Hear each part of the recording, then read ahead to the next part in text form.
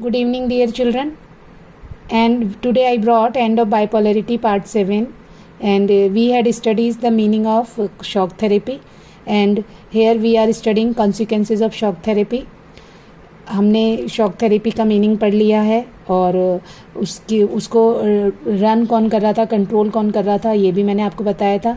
तो आप इसको आंसर देंगे कमेंट्स में कि ये किसके द्वारा कंट्रोल्ड हो रही थी शॉक थेरेपी, कौन सी ऑर्गेनाइजेशंस थी. 2 ऑर्गेनाइजेशन थी जो इसे कंट्रोल कर रही थी. Now consequences of shock therapy, economic problems created due to shock therapy. अब शॉक थेरेपी के थ्रू कौन सी इकोनॉमिक प्रॉब्लम क्रिएट हो रही थी. In Russia large state control industrial complex almost collapsed.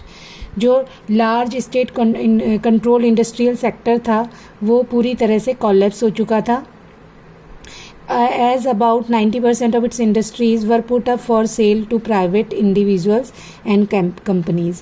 और उसके 90% जो इंडस्ट्रीज़ थी वो प्राइवेट इंडिविजुअल्स को सेल करी जा चुकी थी और कंपनीज़ को सेल करी जा चुकी थी. क्या हो रहा था कि अब हमने पढ़ा है कि शॉक थेरेपी का मीनिंग ही क्या है, transition from communist system to capitalist system. और कैपिटल सिस्टम में क्या इंपॉर्टेंट होता है, प्राइवेट ओनरशिप. तो जितनी भी गवर्नमेंट की कंपनीज थी वो किसको सेल की जाएंगी, प्राइवेट ओनर्स को सेल की जाएंगी या प्राइवेट कंपनी ऑर्गेनाइजेशन को सेल की जाएंगी.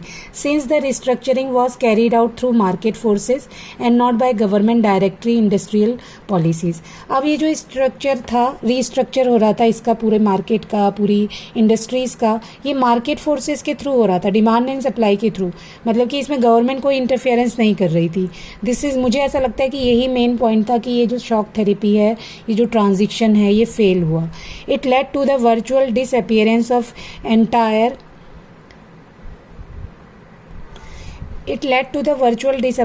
Entire industries. अब इस वजह से क्या हो रहा था, जो पूरी की पूरी इंडस्ट्रीज़ थी वो पूरी तरह से डिसअपियरेंस हो रही थी, गायब हो रही थी. मतलब कि पता नहीं चल पा रहा था कि इंडस्ट्रीज़ कहाँ से कहाँ जा रही हैं. द लार्जेस्ट गैराज से सेल इन हिस्ट्री. इसी जो ये शॉक थेरेपी थी, रशिया में जो इंडस्ट्रियलाइजेशन में कैपिटलिज्म का इन्वॉल्वमेंट हुआ, इसी को बोला जाता है largest garage sale in history. Valuable industries were undervalued and sold at throwaway prices. और जो ये वैल्यूएबल इंडस्ट्रीज़ थी, हैवी इंडस्ट्रीज़ थी, बहुत कीमती थी, वो उनको कम कीमत उनकी वैल्यू की गई और बिल्कुल कौड़ियों के दाम उन्हें बेचा गया. Through all citizen were given vouchers to participate in the cell.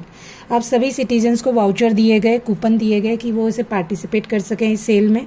Most citizen were sold there voucher in the black market. और हुआ क्या, लोगों को इनवाइट किया गया कूपन दे करके कि वो इस बिड में आएंगे, इस ऑक्शन में आएंगे और वो परचेज करेंगे. लेकिन उन्होंने क्या करा, उनको जो कूपन मिला उसे ब्लैक मार्केट कर दिया, रीसेल कर दिया, बिकॉज दे नीडेड मनी.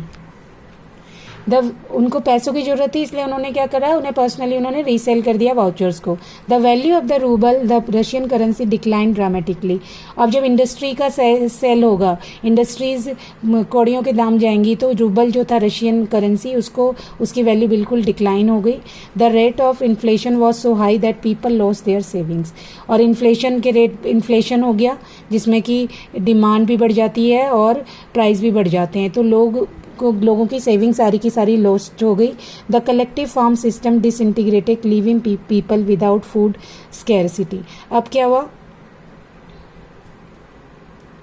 कि जो कलेक्टिव सिस्टम था फार्मिंग का, वो डिसइंटीग्रेट हो गया और लोग बिना फूड के ही रहने लग गए. Russia started to import food. अब रशिया को भी फूड इम्पोर्ट करना पड़ा.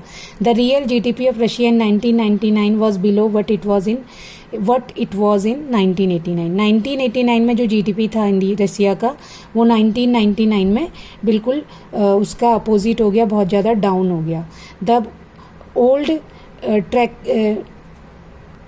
The old trading structure broke down with no alternative in its place.